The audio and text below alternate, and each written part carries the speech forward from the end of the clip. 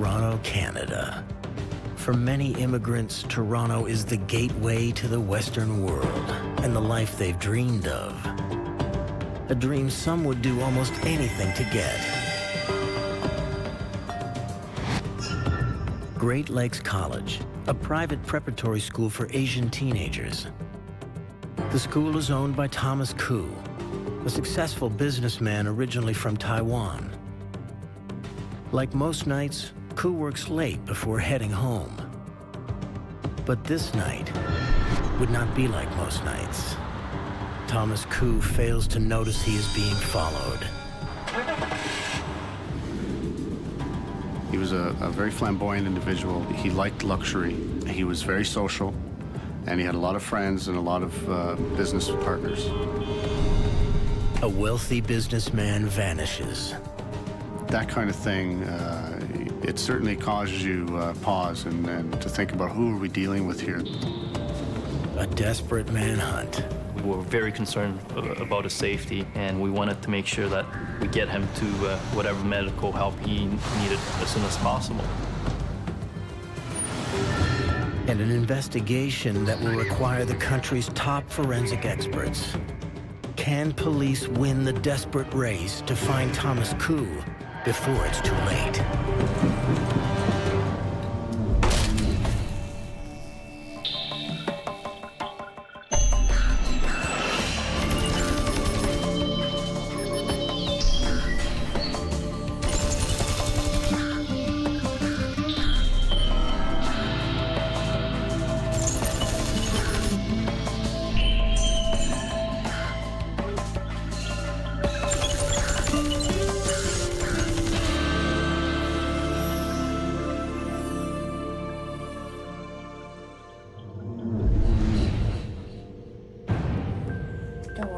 At their home, Gary Koo and his mother eagerly await the return of Thomas.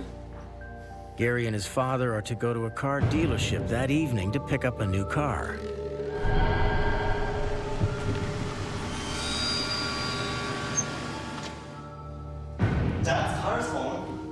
Checking the driveway once more, Gary is surprised by what he sees.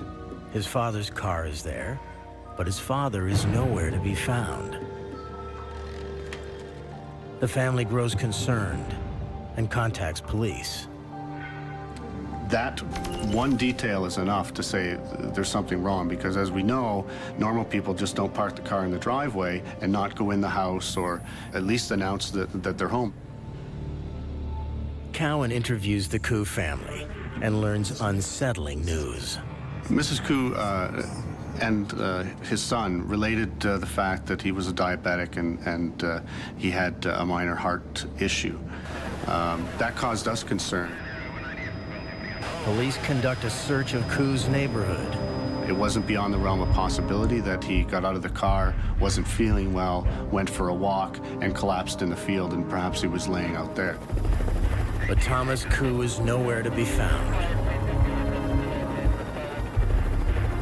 I took it upon myself to do a cursory search of the residence, which is not uncommon in these kind of investigations. I was basically going through the house by myself, looking for things that would indicate as to possible reasons that he wasn't home. Cowan searches the house for anything out of the ordinary. Things like clothing, suitcases, toothbrush, personal effects, passports, cash, car keys, anything that was out of place, signs of a struggle, domestic problems, unheard telephone messages, things like that. One clue leaps out at Cowan. A plane ticket to China in Mr. Koo's name. Mrs. Koo, is this your husband's passport here? Yes. Yeah, this is my husband's ticket. He's supposed to go tomorrow. On a business trip? Yeah, it's a very important business trip. Okay. But Thomas Koo would never make his flight. We just worried.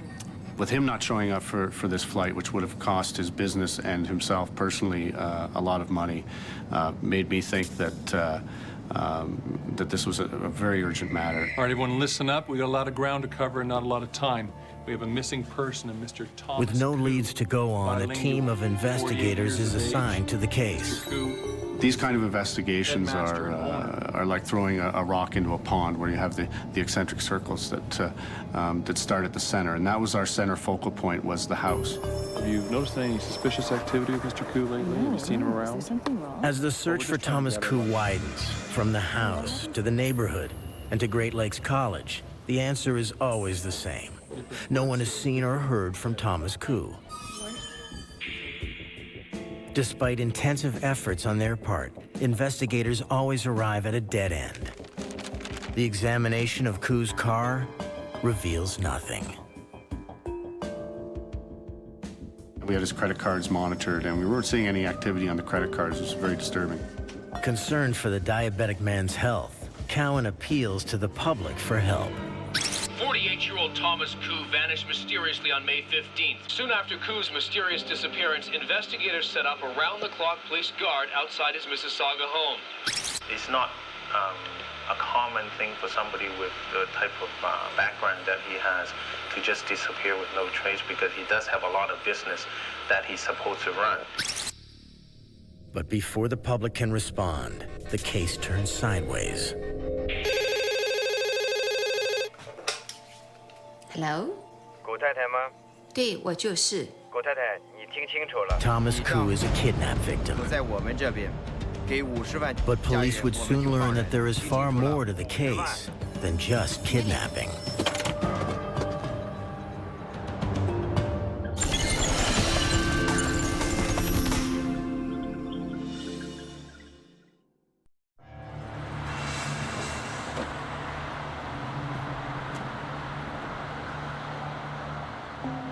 After a massive investigation, police discover that Thomas Koo has been kidnapped.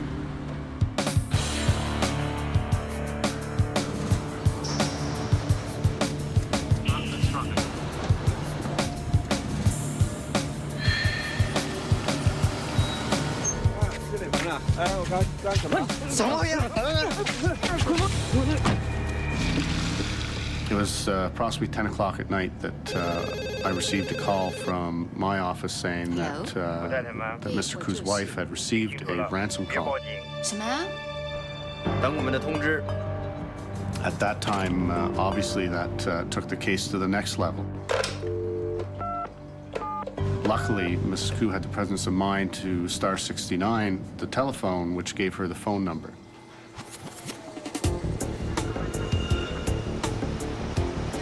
The call is traced to a suburban phone booth. I had officers attend the phone booth where that call came from. Of course, the phone booth was secured and the area was checked.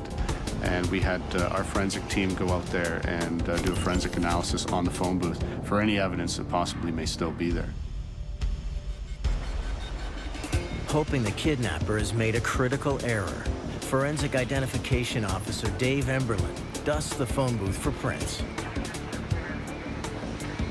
Typically, on a phone booth, we would use black fingerprint powder on the doors, exterior, interior, and then we would use a silver or a white powder on the actual hand receiver because they're black and black powder wouldn't work on that. 4 fingerprints are discovered on the phone booth's right-hand door.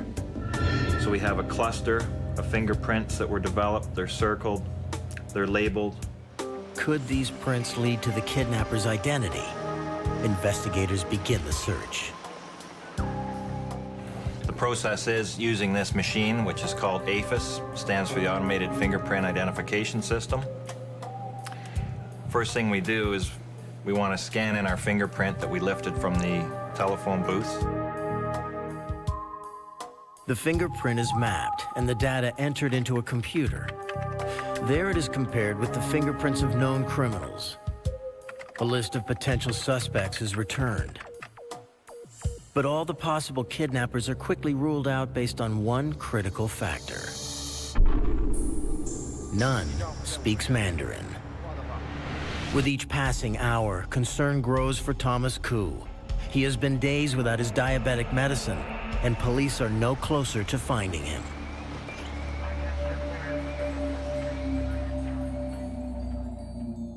Thomas Koo vanished mysteriously on May 15th. A few days later, the phone call started. the kidnappers, demanding a ransom. Paying a ransom is not a guarantee by any means that you're going to get the person back alive. His secretary called you and said he was coming home, and you waited here. Mrs. Koo, from the onset, showed the gravest concern for her husband. She was able to keep her wits about her, which was very important because we needed her assistance, and you know, she was holding it together. And I think she did that for the kids too. Worried for the safety of the other family members, the Koos are put under police protection. We actually moved somebody into the house to stay there and to monitor phone traffic. All right, guys, give me some good news. Anything else from the street? Nothing to report. Nothing unusual in the neighborhood, sir. Hoping that it will Talk to lead them to everybody? the perpetrators, investigators search for the reasons behind the kidnapping. We were looking for somebody who had some sort of motive, and what was it? Was this a hate against the family? Was this motivated by money? Just because there's been a ransom demand doesn't mean that, you know, that it's all about money.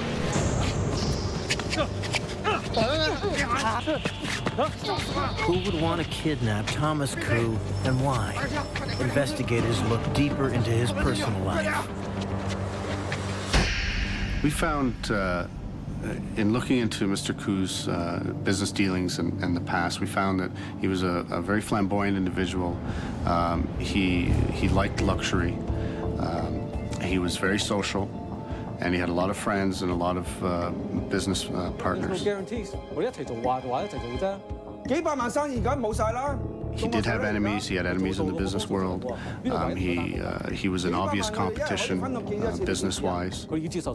Were Koo's business dealings the reason for his kidnapping? A tip to a local newspaper supports the suspicion. Got a call, an anonymous call from a former employee at Mr. Koo's private school. Basically, you know, the message was, you know, come and talk to the students there because there's something, you know, maybe related to the kidnapping. And what we learned was, you know, there was quite a bit of dissatisfaction among the students about the program at the school, the facility. They described the facility as shady. And they were not happy with the services they received. They felt they were oversold by the recruiters. 2 years. Could conditions at the school be the motive for the kidnapping of Thomas Koo? Before investigators can delve deeper, the case takes another turn. Hello? 古太太吗？是，我是。你听清楚了，什么？明天？在太古广场后面，把它拿过来。 Once more, Mrs. Koo is greeted by the voice of the kidnapper. She asks to speak with her husband. Is he safe? Can I talk to him? 不行。 The kidnapper refuses and delivers his ransom demand. 准备50万。 The kidnapper tells Mrs. Koo that a package is waiting for her at a Chinese mall. Is he Inside are safe? specific instructions for her to follow. Wait. Wait. Detective Cowan, we got the call. Tracing the kidnapper's call, police discover he has used the same phone booth. That was a break for us, and it was a very likely possibility that they might use the phone a third time. And we set up a schedule to monitor that phone booth 24 hours a day in static surveillance.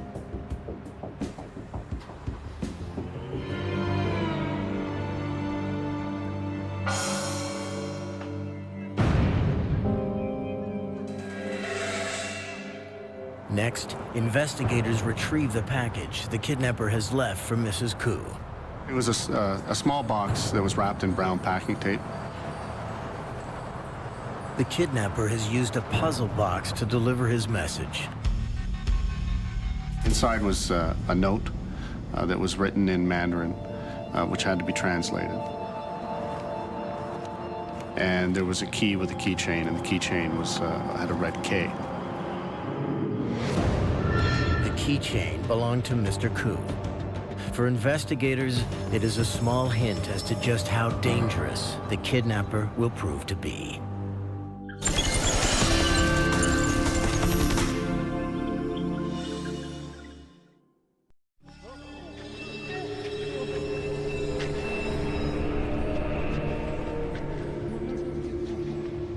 The kidnapper has delivered a ransom demand for Thomas Koo. But with little to go on, can investigators find the diabetic man before it's too late? Mr. Koo's kidnapping, was on the front page of all the Chinese dailies here in Toronto, like for the entire duration of his disappearance. I think it's a classic kidnapping case that we've read about or heard about. I came from Hong Kong, and those are the typical kidnapping cases we would see in the media there. To assist in the translation of the ransom note, Detective Sergeant Edward Chong, a Mandarin-speaking officer, is called in. And you probably never thought I have friends in Toronto. So we invited your husband to come for a visit. You think my brothers and my friends will let you live peacefully? You think about it. Use these couple of days. Will you be smart? Don't tell those dumb cops. If not, we won't be happy, and everybody will not be happy. Yep. The note suggests that the kidnappers are in China, and that an Asian gang in Canada is doing their work. What do you mean by that? Gave us a good idea about the mindset, or at least what the kidnappers wanted us to think. The fact that they were intimidating the family by saying that they were in China and that they had a gang in Toronto that could do their bidding. Son, we're doing everything we can to find your father, believe me.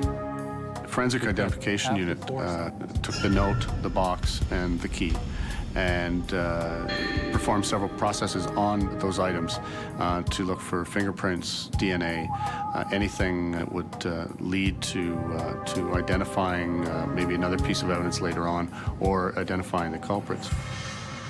Fingerprints are found on the ransom note, but once again, the computer cannot find a match.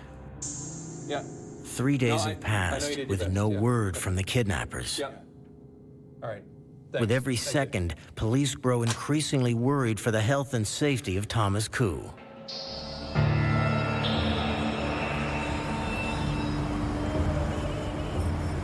Finally, investigators get the break they've been hoping for. A man enters the phone booth and dials a number. The surveillance officers noticed a male Oriental approaching the phone booth in a suspicious manner. He was looking from side to side. He was very concerned, very skittish about his surroundings. Hello? Wei? Wei? Hello? 说话. But the sudden stopping of a car spooks the jumpy suspect. Hello? Wei? Wei?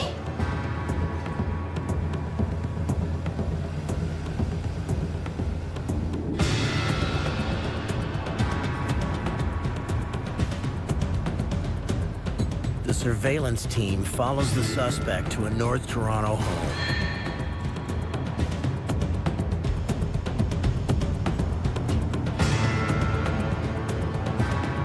We were extremely cautious to move on this house because we didn't know if Mr. Koo was being held in this house and if they could cause him harm before we could get to him. Or was Mr. Koo being held at a remote location that required a caregiver, and were we about to arrest the caregiver and take away any sort of necessities of life for the victim? And then you're counting on the fact that they're going to tell you where he is before his food, water, air runs out. Hoping to catch the kidnappers off guard, police decide to launch a precision raid. Their goal? To secure the house as quickly as possible and rescue Thomas Koo before the kidnappers can react. They went in the house, they kicked the front door, and then they found themselves in a situation that was unexpected. Please don't move! Don't move! Put your hands up there! Police have just raided an Asian rooming house.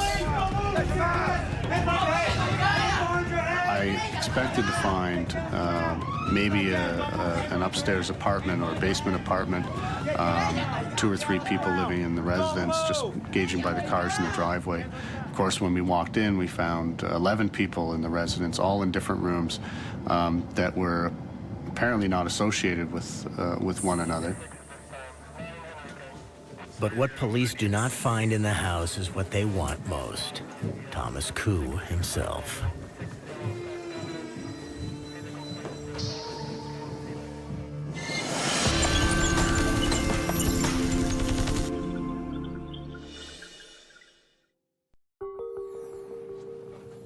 Hoping to find kidnapped victim Thomas Koo, police raid an Asian rooming house. But instead of Koo, they find multiple suspects. Randy Cowan is sure that one of them knows where Koo is. And finding out who that person is may save the diabetic man's life. One by one, the suspects are interviewed. At the same time, police search the rooming house. One room provides multiple clues.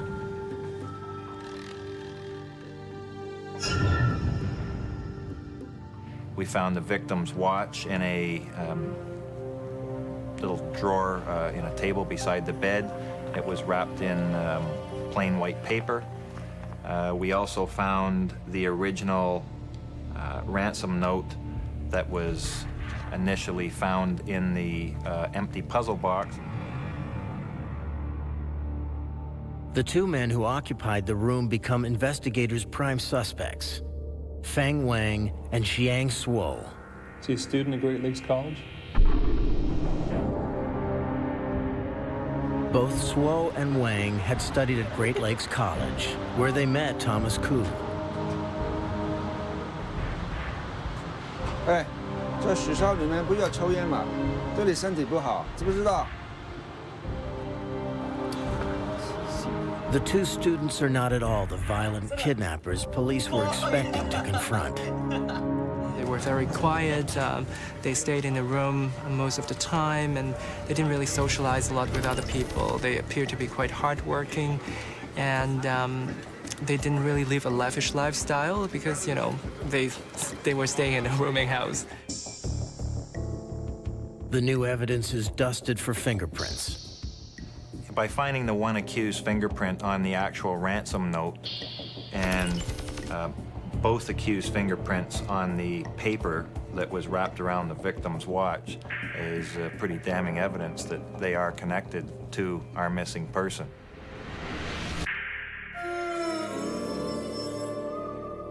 The 2 suspects are investigators' only link to Thomas Koo.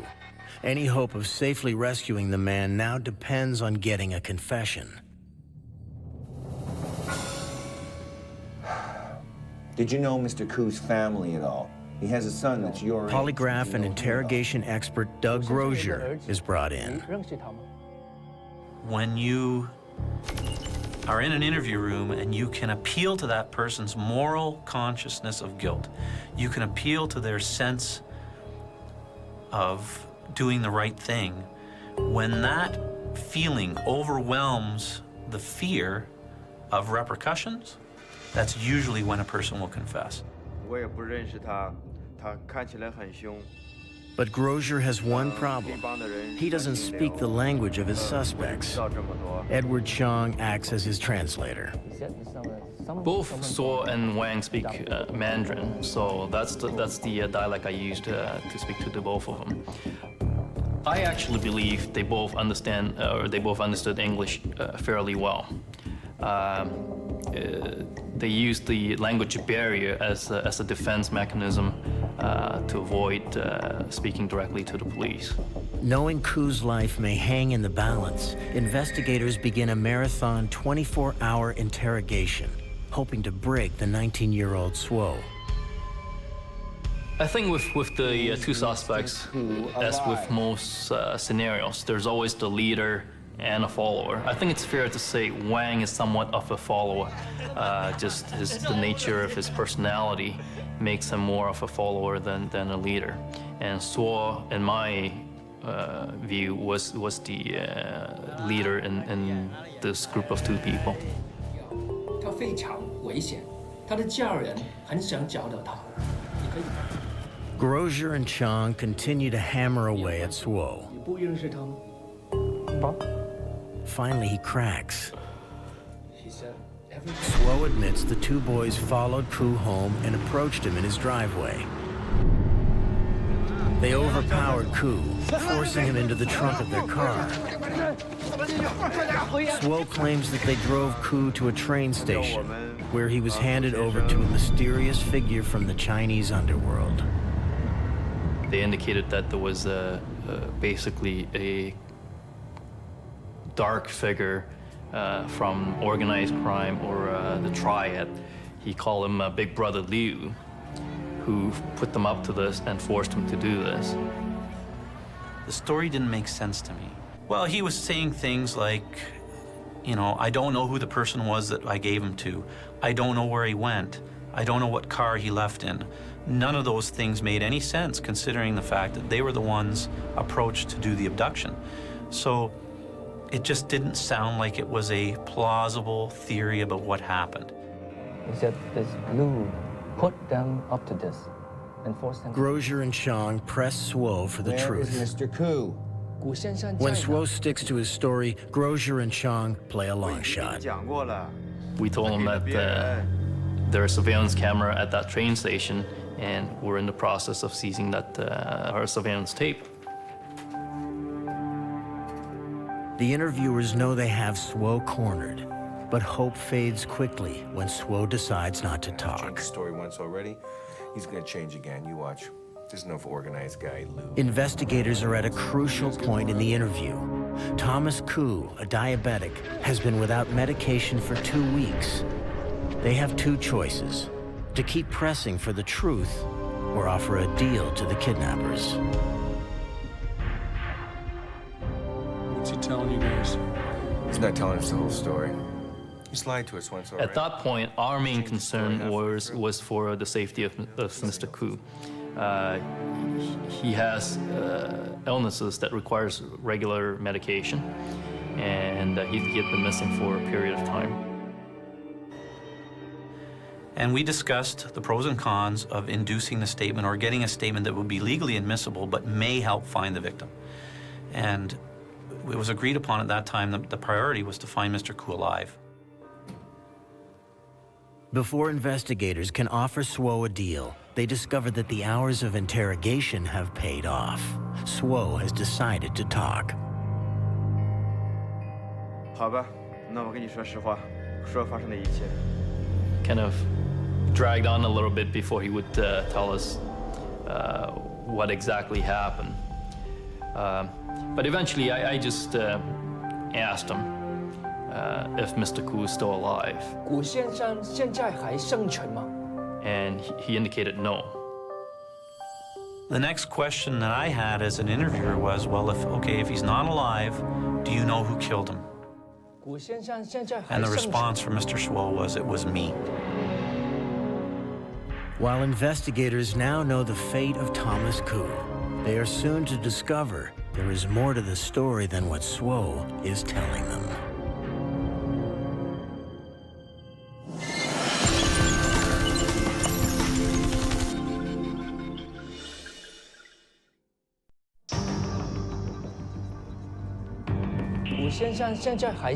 With the admission that Thomas Koo is dead, what was initially a kidnapping suddenly becomes a murder. For the investigating team, the news of Thomas Koo's death is a bitter ending. When we finally had to come to grips with the fact that the victim that we had held out hope for 3 weeks, to be alive and to be able to execute a rescue and return him to his family, when we found out that yes, they had killed him, it sucked the life right out of the team. Grosier now presses Swo for details. Reluctantly, Swo recounts how he and Wang approached Thomas Koo in his driveway. The two boys then put their plan into action. Retreating to an isolated motel, they bind and gag Koo.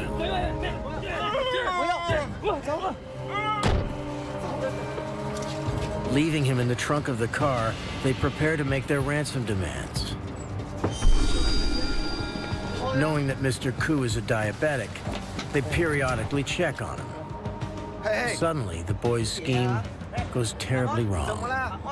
Thomas Koo has died. They must come up with an alternate plan, and fast.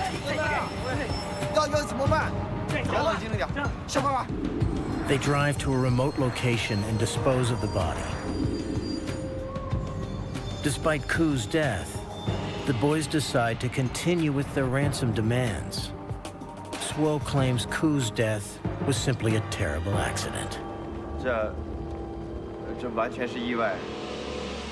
They said everything is an accident. They didn't mean to get that far. They kidnapped a guy without masks, a guy that knows who they are. What are they going to do? Their intent, in my mind, was to kill them all along.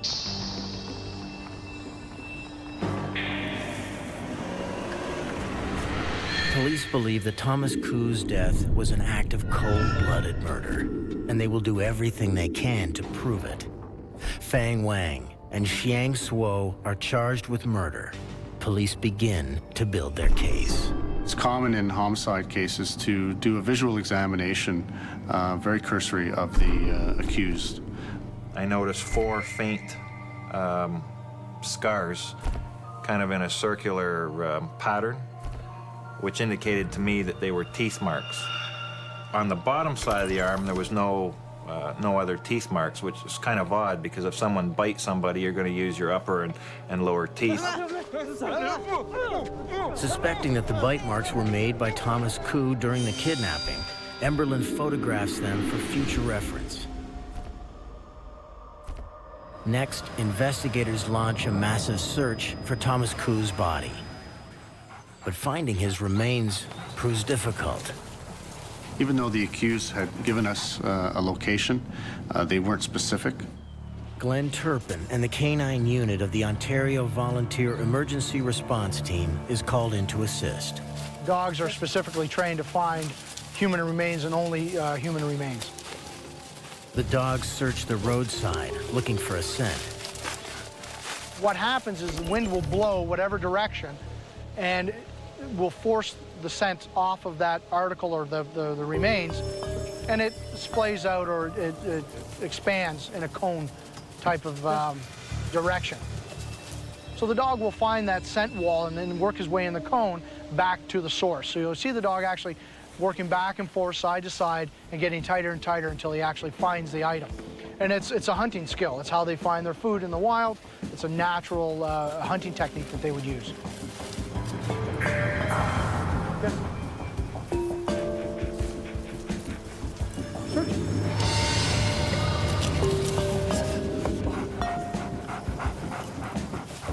Yes. 快点，用力点，快点，用力点。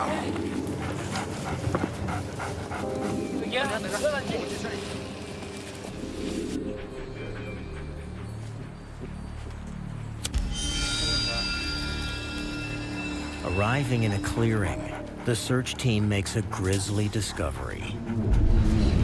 Swo has withheld a key detail. The body of Thomas Koo has been cremated. 3100 control, can you advise? Investigators can't help but wonder what else Swo has forgotten to tell them.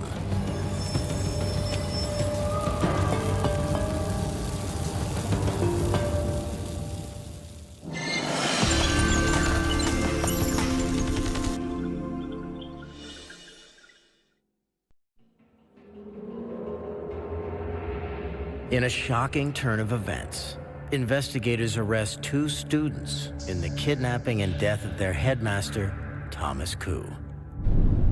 Xiang Swo and Feng Wang claim the death is accidental. Police believe it is cold-blooded murder and that the pair burnt Koo's body to hide the evidence.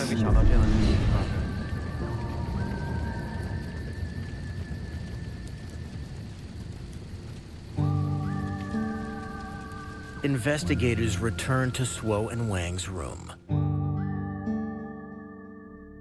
We found an 11-liter empty water bottle that contained traces of gasoline. When you removed the lid, the smell of gasoline was overpowering. We found bits of ash scattered all over the pillowcases on the bed, as well as ash was on the exterior of this white nylon coat that was found on the floor.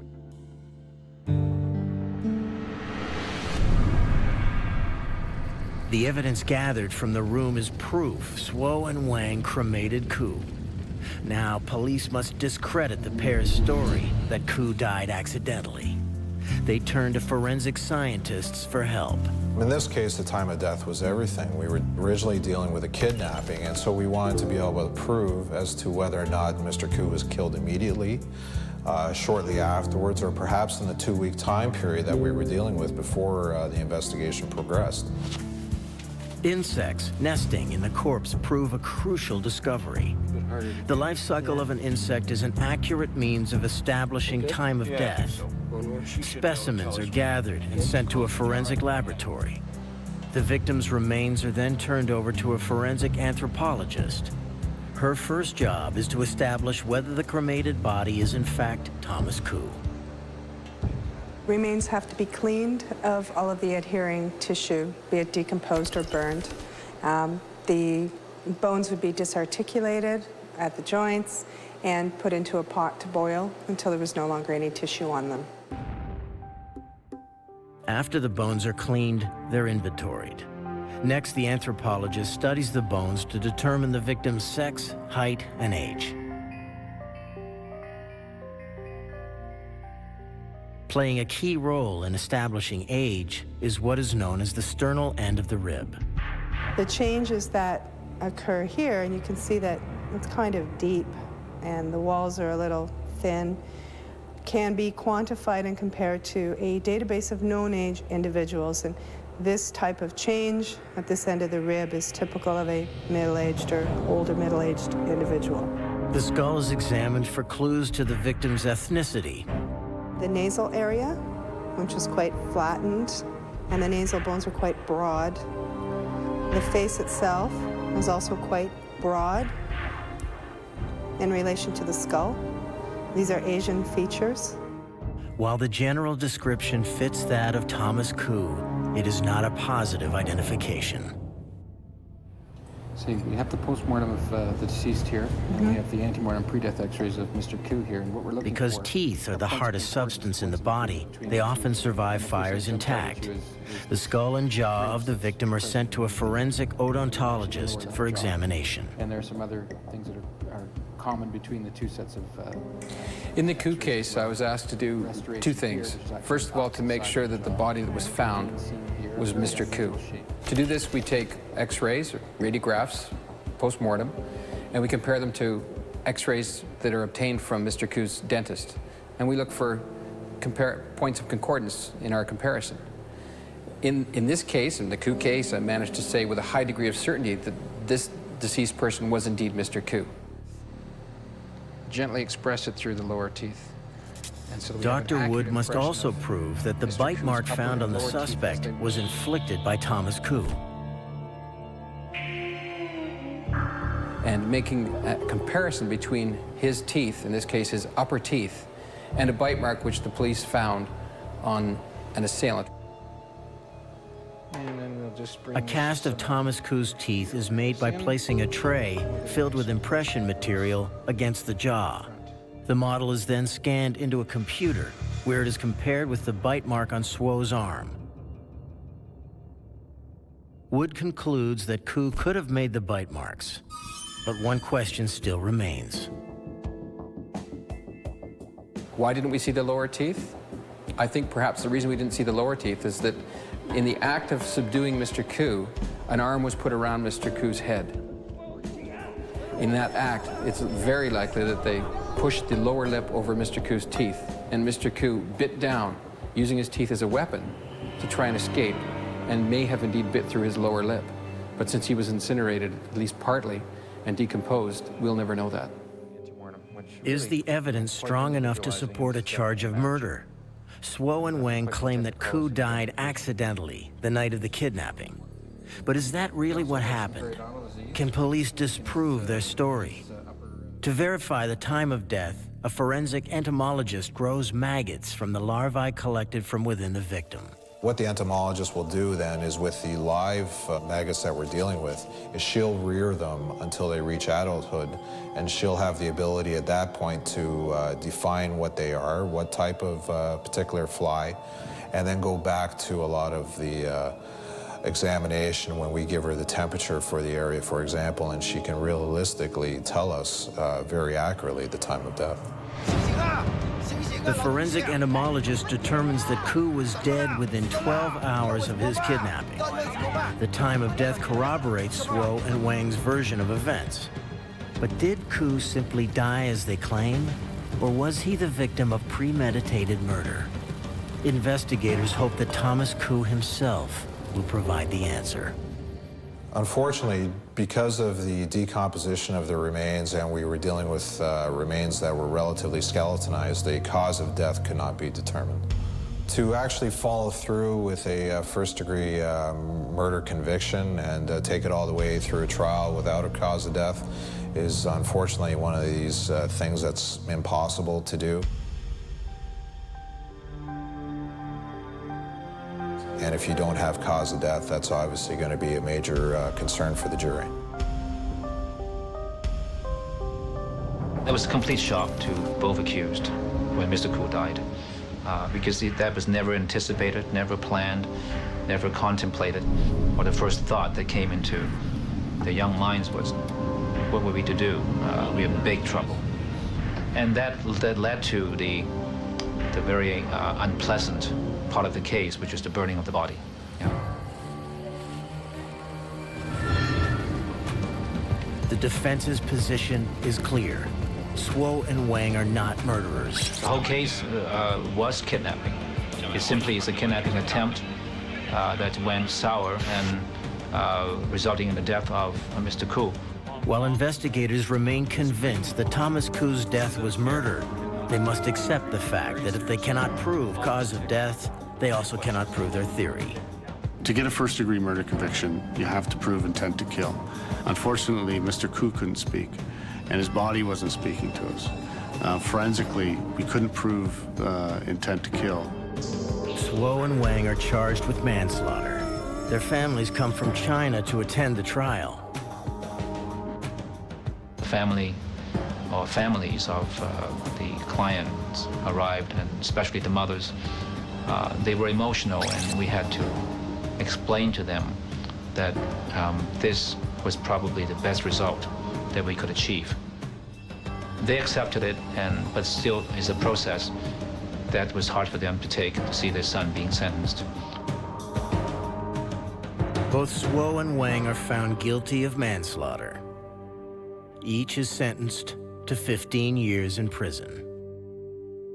You could see a sense of guilt and shame in them, and they didn't really talk much, and they didn't show any emotion. And sometimes, just when I was, covering the proceeding, I wonder whether they actually realized how serious those offenses were.